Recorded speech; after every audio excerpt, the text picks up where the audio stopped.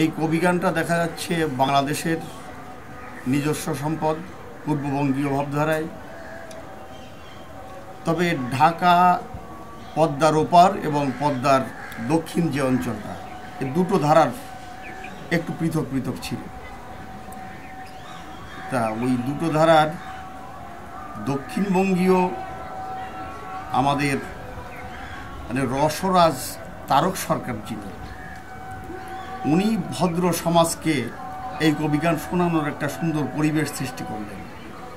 গৌরলীলার উপর, তারপর কৃষ্ণলীলার উপর, আর সর্বোপরি ওরাকান্দি ধাম শ্রী শ্রী ঠাকুর হরিচাঁদ ঠাকুরের আবির্ভাবে গুরুচাঁদ ঠাকুরের যে শিক্ষা আন্দোলন, ধর্মীয় আন্দোলন, সামাজিক আন্দোলন, ওই আন্দোলনটাকে উনি বেশ চমৎকার করে মানুষ সমাজে তুলে ধরলেন এবং তখনই সভ্য সমাজে গ্রহণযোগ্যতা ফিরে পেল। এরপর থেকে দক্ষিণবঙ্গ এবং উত্তরবঙ্গের একটা সংমিশ্রণ হল। দক্ষিণবঙ্গের কবি সম্রাট, আমাদের চারণ কবি সম্রাট বলা হয় ওনাকে, রাজেন্দ্রনাথ সরকার। উত্তরবঙ্গ বলতে কোন উত্তরবঙ্গের কথা বলছেন? মানে বাংলাদেশে পদ্মার ওপার, ওইটা হচ্ছে বাংলাদেশের উত্তরবঙ্গীয় ভাবধারা, এবং পদ্মার দক্ষিণ অঞ্চলে যারা, তাদের ভাবধারাটা একটু ভিন্নমুখী। তখন ওই দুটো ধারার সংমিশ্রণ হলো রাজেন্দ্র সরকারকে দিয়ে।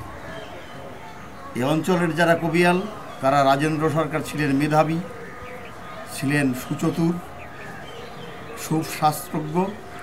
তা ওনাকে দিয়ে উত্তরবঙ্গীয় ভাবধারাটাকে এনে এবং দক্ষিণবঙ্গের ভাবধারাটার সংমিশ্রণে কবিগানের একটা নতুন ধারা শুরু হলো। তারপর আসলেন বিজয় সরকার, ভাটিয়ালি সুর সম্রাট।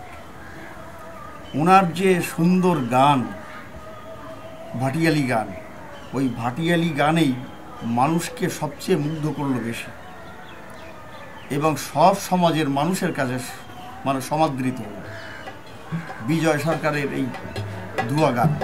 যে বাসরে বসি হাতে মিলাইলে হাত, ফুটালে মোর মনের বনে প্রেমের বাড়িটা,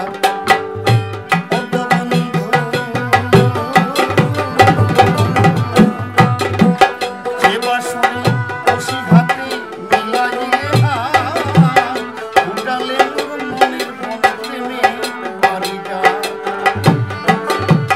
সে বাসরে শূন্য হিয়া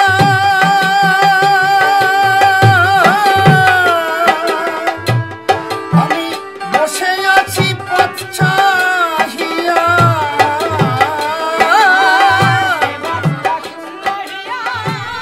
এই কবিগানটা এরা আমাদের কবিদের ভিতরে মধ্যযুগ বলা যায় কবিদের। তারপর নতুন করে আবার তার সঙ্গে রস মানে নবরসের একটা সংমিশ্রণ। কবিগানে আগে রসিকতা ছিল না, তারপর ধুয়া গান ছিল না। এই ধুয়া গান, ভাটিয়ালি গান এবং রসের আশ্রয় নিয়ে, মানে রসাত্মকং বাক্যং কাব্য, এই যে কথাটা, এই রসের যে মিশ্রণটা হলো, এই রসের সংমিশ্রণ এবং ভাটিয়ালির সংমিশ্রণে কবিগানটা আরও মনোমুগ্ধকর হয়ে উঠল। পরবর্তীতে বিজয় সরকারের শিষ্য রসিক সরকার এই পশ্চিমবাংলায় এসে, পশ্চিমবাংলার তখন পশ্চিমবাংলায় বেশিরভাগ চলত তরজা গান, কিন্তু রসিক সরকারের দ্বারা, এই রসিক সরকার যেখানে একবার কবিগান করে, মানুষ একবার শুনলে তার মোহ হয় কবিগানের পরে আবার কোথায় শোনা যায়।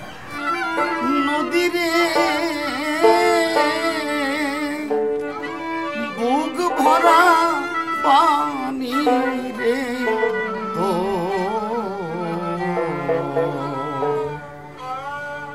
কি বুঝবি তুই শূন্য বুকে কি বেদনা